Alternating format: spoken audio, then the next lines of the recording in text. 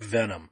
I'm not sure what to make of this movie. Before going into it, I kept hearing things like, this is Catwoman levels of bad, this is the worst movie of the year, this movie feels like a throwback to 2003, blah blah blah blah blah. I don't think it's that bad. Don't mistake me. Venom's not a good movie. There's a lot of problems with it. Catwoman level bad? No. I mean, hell, Catwoman is still even better than Steel or Fan 4-Stick. So don't even give me this Catwoman level bad shit. This is a movie that, one, doesn't know what it wants to be, because the bulk of this movie is 3 movies. There's a movie that's trying to tell Eddie Brock's story, there's a movie that's trying to tell Venom's story, and then there's a movie that wants to be a big CGI, fuck everything, let's all just, CGI goo all over the place movie. And those 3 movies keep vying for dominance. I was actually kind of into Venom for about the first half hour or so. I thought the investigative reporter aspect, the whole Eddie Brock screwing over his girlfriend to get the story, and the whole, the symbiotes coming from space, the space mission, the evil Drake, that was actually kind of interesting. Where the movie really starts to drag is,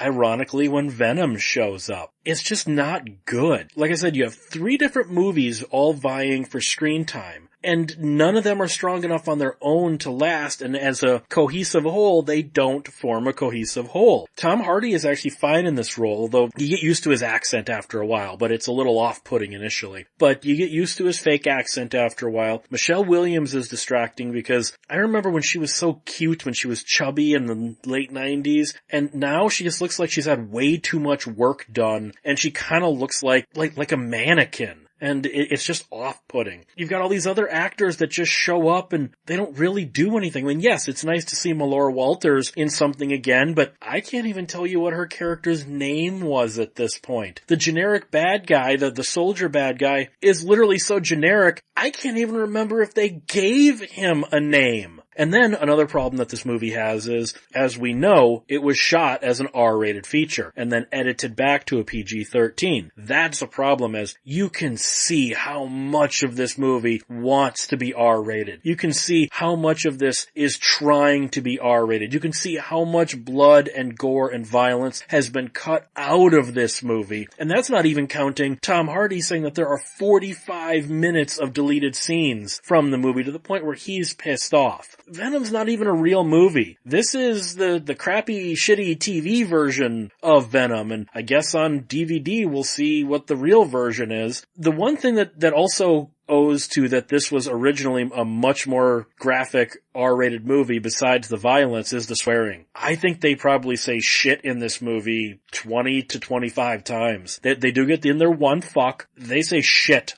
a lot for a PG-13 movie, so I guess progress? The worst thing about the movie is it falls into modern big budget movie tropes. You don't really have an arc with the characters so much as things happen and he's involved in them is the bulk of the story. And then you've got the third act is just a giant CG gasm all over your face. This is like Michael Bay Transformers Fall of the Risen kind of stuff where it's just all of these things happening on screen and you don't even know what the hell's happening. You got Venom fighting Riot and they're mutating and they're throwing things at each other and they're elongating their arms and there's all these things blowing up and you're like, I don't have any clue what is happening right now, which is another problem with the action scenes. The action scenes, because the bulk of the movie is shot fine. Yes, there's some interesting camera angles, the lighting is fine, etc. But then all of a sudden, when it gets to an action scene, it goes into Paul Greengrass mode. It starts getting all shaky, and then edit,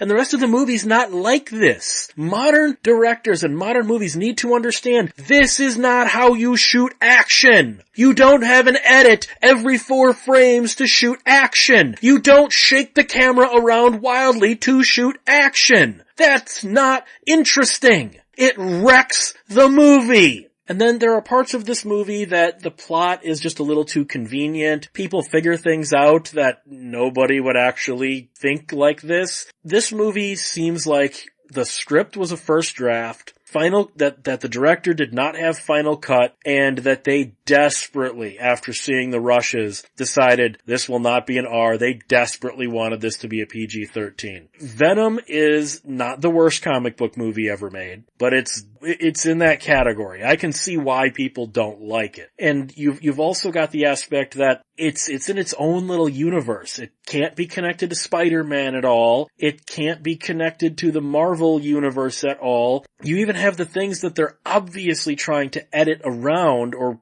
write the script around, like he doesn't work for the Daily Bugle. But he's obviously working for the Daily Bugle. And one of the astronauts that come down is named Jameson. You know, Man-Wolf from the comics, which would be J. Jonah Jameson's son. They're inching around that. They're trying so hard to not step on the Disney license that they gave away that it comes across as really disingenuous. And I think I just walked out of this movie more disappointed than anything, because I just went, this could have been something. And I'm not even a fan of the Venom character. Venom doesn't work.